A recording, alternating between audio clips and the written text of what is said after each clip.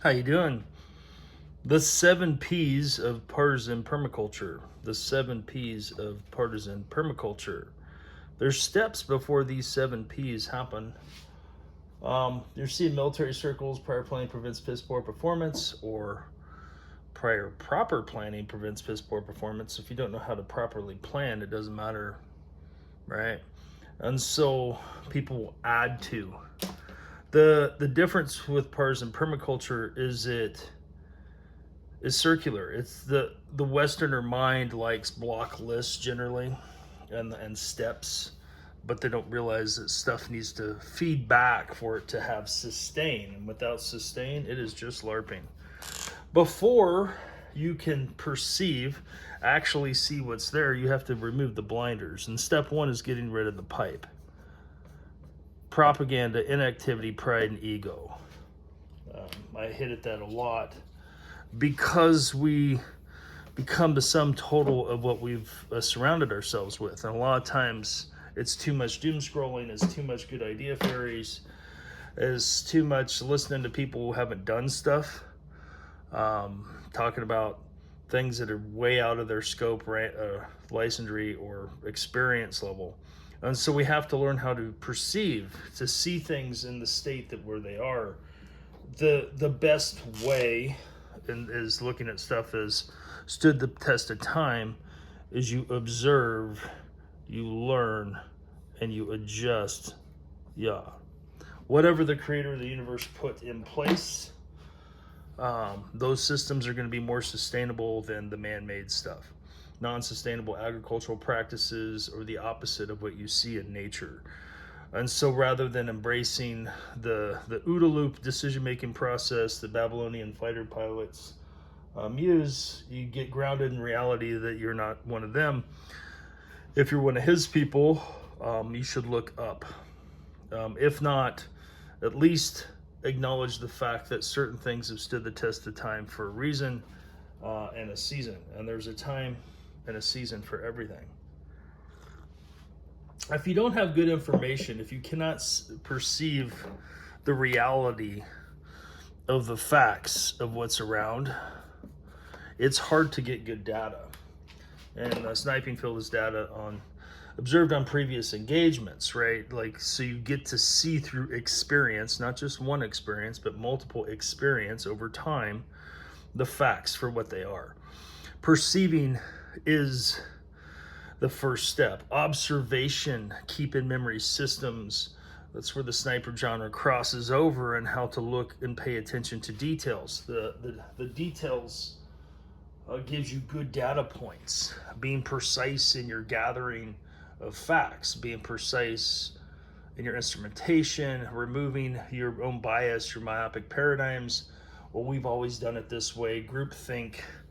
Those are all in the way of sustainable systems, because a lot of times it's touted by people who have no experience in the field doing the things, or people that keep doing the same thing expecting different results, and that's insanity, right? And so looking at a holistic approach to the land, to the interweaving of the systems, right? How they are symbiotic and how sometimes they're not. And so you start to see monocultures of death require an enormous amount of energy input in order for them to continuously produce. And so we're trying to move away from the dependency to be independent, truly independent, is we really have to take a good inventory of what's around us, what naturally grows there, what systems are already in place. And the access to trees, grass, and water becomes pivotal to see the forest through the trees. Perceiving is the first step. How to think, not what to think. How to have solidified, established experience in the principles and the relationships between trees, grass, water, the relationships between man, animal, and his environment, having a partnership with the systems, not fighting the systems. It's really hard to grow coconut trees in Montana. It's an uphill battle. And so choosing your battles wisely, certain stuff just doesn't last in certain environments. The environment is too much for it to bear. And if you learn how to perceive that, you start to see the cycles. You start to inventory facts. And then you also start to see holes in your own skills or equipment, and then look at needs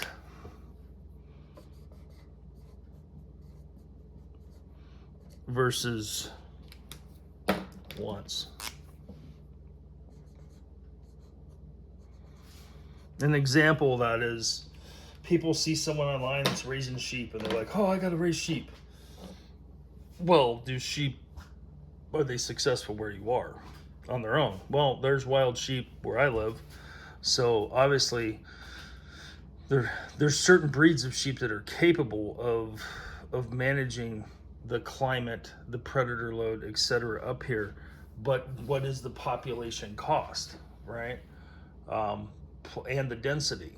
If you put too much animals on too little land, there's issues. If you put the wrong animals in the wrong environment, they die overnight. And so there's a balance that is that you need to seek between needs versus wants. What do you really need versus what you want? Your basic needs is a good place to start, and what is already there that can meet those basic needs. You may want to grow coconuts, but the energy expended trying to grow coconuts in -20, -40 may become a bridge too far because of your limited resource, which is time. And so by spending the time perceiving and observing in the area, you start to see what the land needs versus what you want. And so it's easier to go with the land versus against the land. And once you have the amount of data, then you can go into the other stages with planning. No plan survives first contact. You've heard that? Yes. However, if you do good planning, you don't even have to fire a shot. And that planning is really putting into the data what is actually there, not what you feel's there, but what's really there. Too often people think garden and they think a rectangle. They think a plowed field. They don't think a multi-tiered, layered landscape in multiple dimensions, whether that be terracing or swells or canopy or how you capitalize on what's really there. You have to spend some dwell time looking at it. This time of year is in some parts of the country as the snow melts.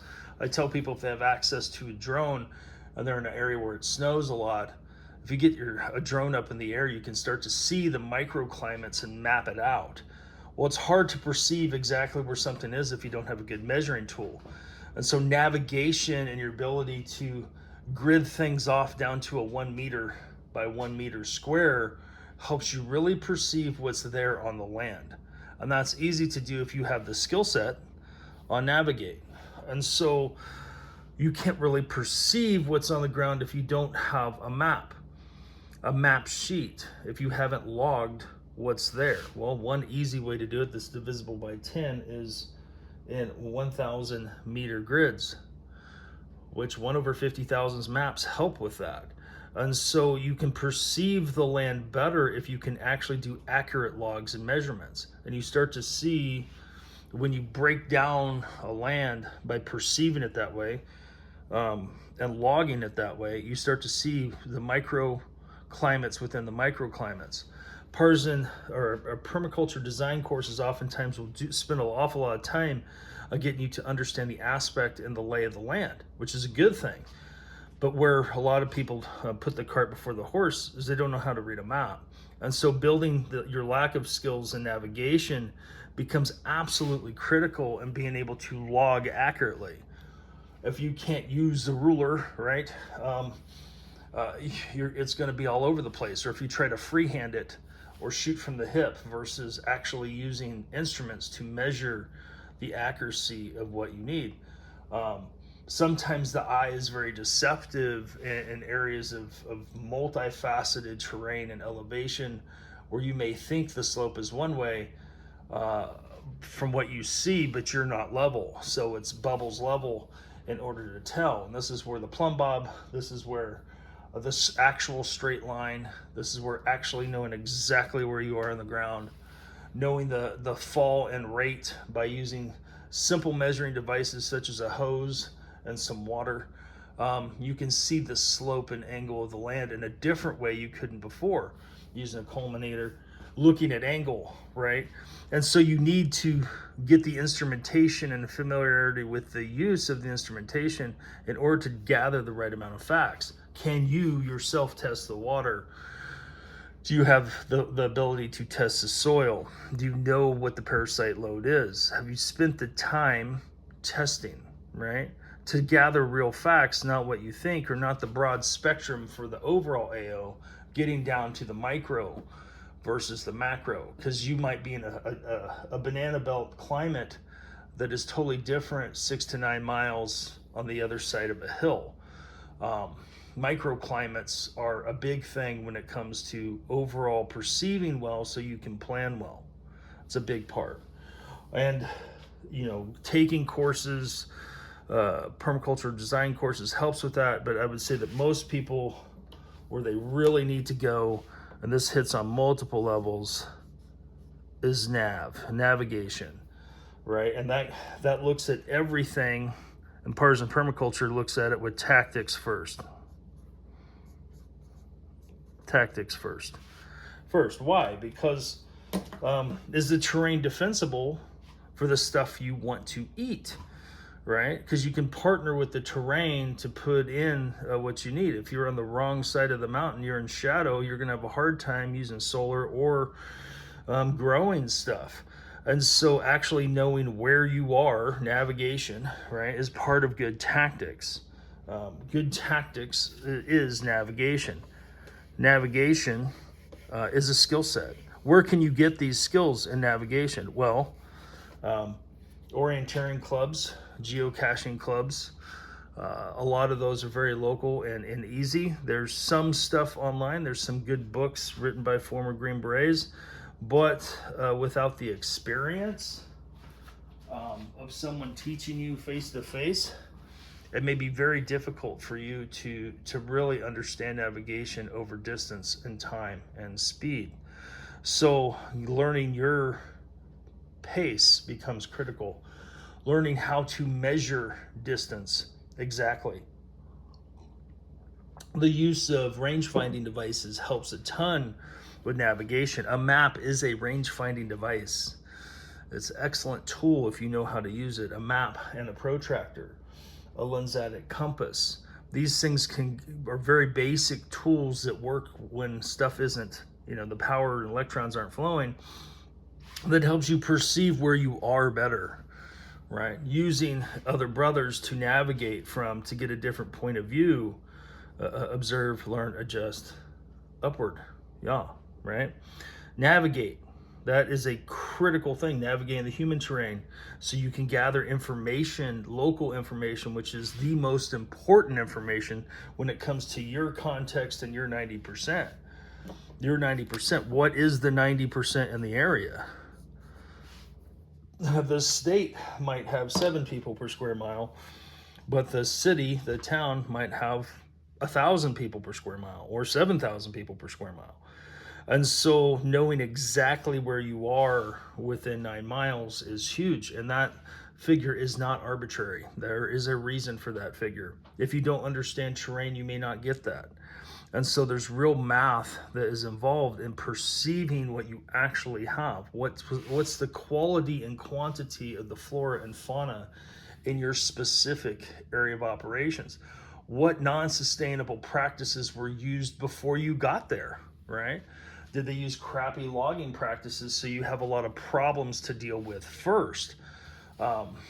If you can't perceive what needs to happen, then you're just gonna, have to redo effort, redo plans, because you need to spend the time actually gathering data, and that's an investment. You need to spend the time actually understanding how to navigate in your 90% in your context. The local knowledge that you will get, oftentimes you'll find cooperative extensions in your area, but they're oftentimes using non-sustainable practices. Master gardeners can be a good source, but quite frankly, the little old lady that lives close to you, who grows and has been growing her own animals and food for a long time, is probably more beneficial than any of those other things, especially the outside big data mining results that you get may be absolutely the opposite of what your local 90% context is. And so you really need to concentrate on that local information, because it can change when you get to the other side of the mountain. It can change when you get to the other side of a river. It can, you see up in Alaska, as you get outside Anchorage, it could be a nice sunny day, and all of a sudden you get around the curve and it's whiteout snow conditions, because the mountains create a microclimate. And so just that little bit of distance makes a huge difference. And you may not be able to gather that or Google Foo it to see it in its fullness. And so those are just a few examples of the perceiving. So we need to spend a lot of dwell time is required in order to perceive necessary what's there. We need to dwell on the land as much as possible, because the more we dwell on the land, the more we see.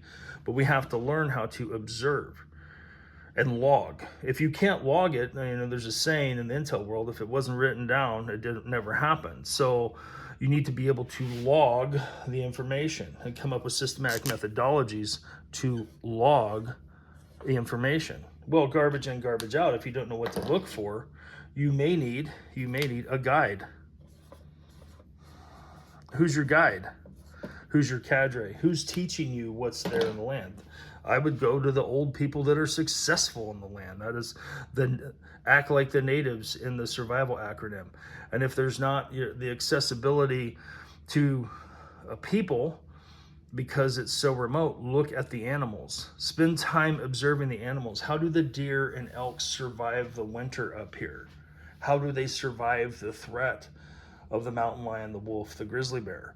When you act like the natives and observe the natives that live outside and survive for a living, it gives you data points that helps you effectively plan.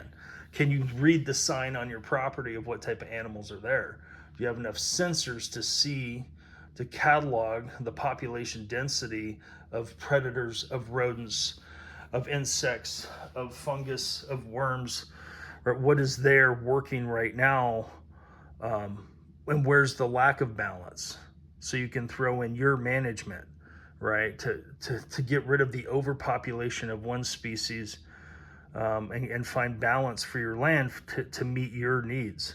So there's a lot of sub-steps that happen with perceiving, and having had multiple homesteads, I can tell you most of my mistakes were lack of doing this in its fullness and not doing step one, which is removing pipe smoke. Propaganda, inactivity, pride, or ego. Well, grandma always did it this way. Well, grandma did it in a different part of the country too, right? So we need to make sure that we're actually seeing what's there, and we're not filling in on our own normalcy bias on what we think a garden is. We gotta grow tomatoes. Well, who says you have to eat tomatoes or coconuts? Coconuts are awesome, but they don't grow all over the world, right? They may not grow where you live. So you may have to adjust your diet not to have coconuts as a main food source. Camas is a thing in parts of the country. Act like the natives. What did the natives use? What was their major staples? Was it acorns? Was it camas? Right? Was it buffalo? What worked well in the environment for sustainable systems before the land got blocked up as much as it is now? Then we go into our planning stage once we get enough, and then we start to prepare. And preparing can be preparing us, can be gathering the skill sets, it can be preparing the land. And we have to put in protecting before we get animals, right? Because otherwise those animals are just part of a learning curve. And animals or trees or gardens, because the deer, the elk, the bear, the mountain lion, the raccoon can come in and kill everything if you don't have the proper preparation of protecting against the actual threat. Chicken tractors work great in some parts of the country. Other parts, they are nothing but a lunchable for a grizzly bear. So we have to put in the infrastructure to protect before we start going straight to production. Or if we're using it as do first and learn the lessons the hard way every time, I would say consider all your livestock and all your plants and all your trees, if you get anything out of them, a blessing. Because the learning curve can be extremely steep if you don't put in the infrastructure first. And in one night, a wolf pack can come around and kill all your sheep. A bunch of coyotes can come around and kill all your geese, right? So a mountain lion can show up, or a grizzly bear can crunch your chicken coop. What's the threat in your area? Alligator can eat your dogs. So putting in the infrastructure to protect against the threats in your AO, that's pivotal, and there's different ways of doing that. One is controlling access, fencing, structures, etc. I go into each one of these in detail on my Patreon channel. I've got several videos of different tiers that go into each one to help you. But the order is really important. And then we go into production, and after production, we see what's successful and not successful in our area. We also look ahead of sustainable systems versus trying to force it. Using mixed herds helps a ton with production and lowering loss. Stuff with horns doesn't normally get messed with in high predator areas. Stuff without horns does. So you really have to lean hard on your protection and livestock guardians, or fencing, infrastructure, the shepherd staying out with the sheep, etc. If you want a long-term sustainable system, because one night is all it takes to wipe out one ram. So having multiple, right? Not all your eggs in one basket. After we have a good amount of production, we need to time that with our good planning, that the production level isn't higher than we can harvest. If you plant all the same type of tree, and there's only two of you, and you have bushel upon bushel of apples all at once to deal with, it may not be as sustainable as planting several varieties that have different harvest times to make the producing and the harvesting symbiotic with your lifestyle. That's the other thing. What is your lifestyle, and how does it intersect with the production of your permacultural facilities? Then we have to look, well, how can we preserve it? Can we preserve the force, preserve the flock? Have we made networks with other people so our genetics don't end up in line breeding? Or do we have enough infrastructure within our own systems to give us several years without that being an issue? Preserving also goes into, hey, how am I going to store it? How am I going to keep the bounty that we produced to pay it forward for us, right? And then the principle of paying it forward goes all the way back to perception of a good man leaves an inheritance to his children's children. And if you've ever planted fruit trees with your kids and then been able to taste that fruit, it has a different, deeper meaning. And the man who planted trees is a good story, a true story, that you can see by one man's effort of changing his environment by planting trees on a regular basis, created resources way beyond his own lifespan. And that is part of paying it forward, is starting with the perception of observe, learn, adjust, and being a good man, leaving an inheritance to your children's children or to someone else's children, because you've brought in sustainable systems that don't just take from the land. They replenish, they recycle, they reproduce themselves. And the time spent in the first couple stages, and especially the first step, getting rid of the propaganda, the pride and the ego, it saves so much time and resources. You may actually get to reap some of those benefits that you put in 20, 30, 40 years ago on your land, because you perceived properly, you did good planning, you did the good preparing and protecting in order to produce and preserve what you had so you could pay it forward. This is just a snapshot of the systems I have on Patreon. The 7 P's of Partisan Permaculture It's different than others because we look at tactics first. We're looking at the long game, as if he's not coming home in our lifetime, but preparing as if he's coming home today. And so a two-part front of loving your neighbor as yourself is paying it forward. Paying it forward. Not me, I, but paying it forward so someone else will benefit from the cost that you may have learned the hard way with your pipe smoke. So we need to get rid of that. If you want to learn more, you know where to go. Should be a link in the description and the comments section. Your access to certain mentors and instructors is a short window. Some people spend a lot learning these things. Value your valuables. Carry rucksacks, not feelings back. Hope to see you soon. Shalom.